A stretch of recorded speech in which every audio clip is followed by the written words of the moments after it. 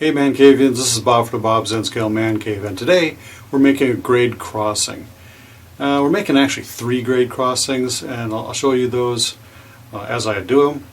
I'm going to use some Smooth It from Woodland Scenics to kind of raise up the roadway up to the level of the track, and smooth it over the top of the, actually literally smooth it over the top of the rails, and make sure it's all cleaned out later and painted.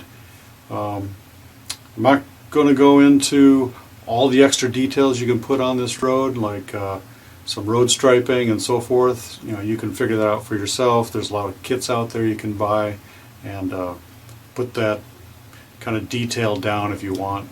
I've got a lot of other ideas, some bushes along the roads and so forth and so forth. And so that's for later on. But I just want to show you how to make the grade crossing portion of it and get it ready and restored back to being used for railroad traffic. So let's go take a look. Okay, the first thing you need to do is figure out how wide your road is, which end scale will be 1.5 inches. So mark where you're going to have your grade crossings at in your roads and draw them out in a pen.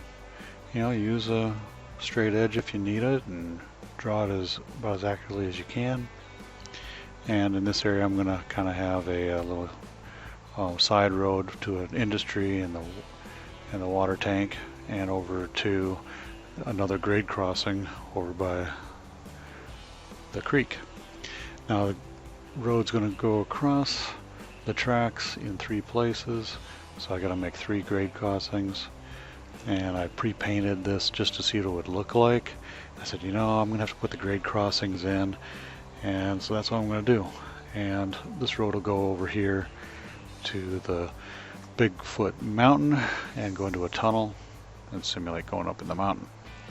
So I'm going to fill in all that, and I'm going to use Smooth It from Woodland Scenics, of course, to use for this mold. So I used a cork road bed, cut some pieces in there and pinned them down with some foam nails. And I made some over here on this side as well, and mixed up some Smooth It.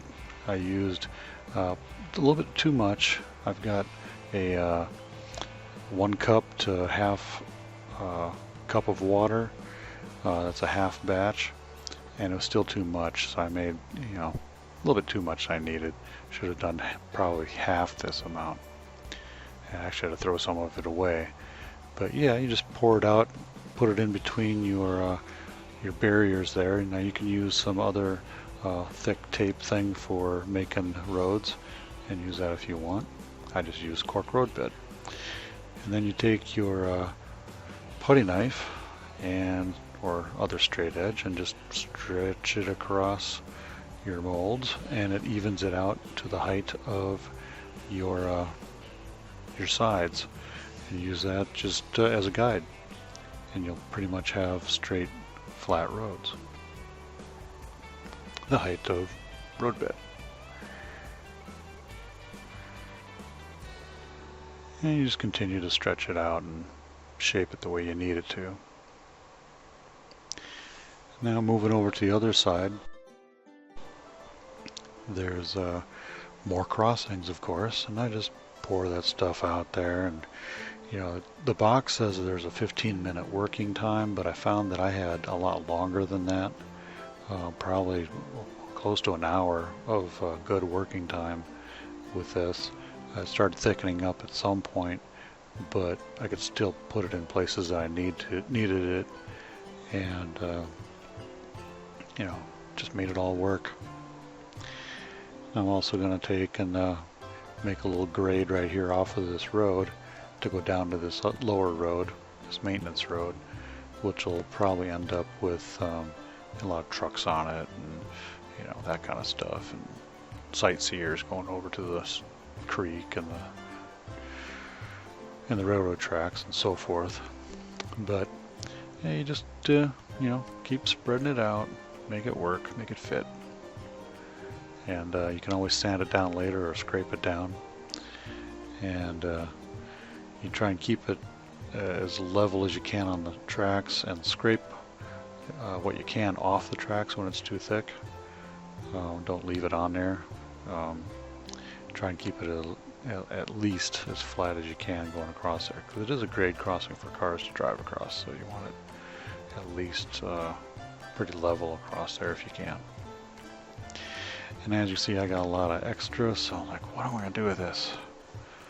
Well, I'm going to keep adding in a little bit more right over in this area, and dab some out, stretch it out a little bit farther. And then I'm going to take an old metal wheel set from a old train car that I had and run it across the tracks, kind of put some indentations in there, trying to spread it out a little bit so that it fits. As you can see, it cakes onto the wheels pretty good. This is after it's dried for a little bit, but it's still pretty moist, but you kind of want it so you can work on it. So after it's dried for about an hour and a half or so, you can pretty much take these sides off, and it ain't gonna run away. Now the next thing is you got to clean up your mess. So I cut out some pieces there that don't necessarily need to be there, that aren't part of the grade crossing, and then I take the knife and scrape out on the inside of the rails, so you have a nice groove in there for the wheels to go in there. Then you can also take the knife and shave down your ramps and have it bring it down to the level that you want it. And do that on both sides, and get all those little bumps and stuff off there that you don't want, and get more of a flat working surface. After you vacuum it all up, I went and took that foam nail again and dragged it through the grooves there along the inside of the rails, trying cleaning as much as I could out from along the rails, so I have at least some good metal for the wheels to touch on the inside as well, and make sure it doesn't derail by raising up the car. Now after letting it fully dry overnight, I came back and says, well, time to paint.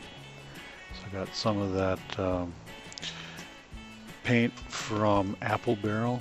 You can get that at Walmart. This is just plain black. And I was getting a little artsy here, and I was trying to be as careful as I could not to get any paint on top of the rails. And after a while of trying to do all that, I eventually gave up and just painted over the top of the rails. Not really trying to get it too thick, but trying to work around the outside as best I can. Now, as you can see, I'm very detailed here, and trying to be as careful as I can, and I'm even going to try and keep the paint from going on the inside there by putting a post-it note up against the rail so the paint wouldn't get on the inside. And what I found was I got a lot of white down in there, and I needed to cover that white up anyway, so I gave up doing all this and just kind of painted by hand and tried to fill it all in. I still have a lot of touch-up to do, as you can see.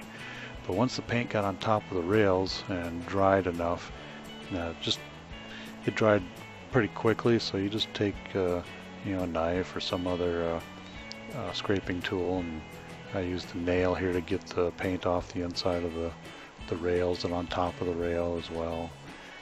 Dug out as much as I could, and so there it is. Now all this extra stuff that I had, I kind of filled in between the tracks over here by the turntable and roundhouse.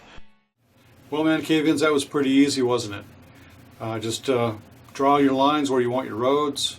I kind of pre-painted it out there, looked at it, and said, hey, I want to put some grade crossings across here and make it look a little more realistic. So I used those pre-painted roads to use that for my forms, and just filled in the rest of it with the Smooth It, and it turned out pretty well.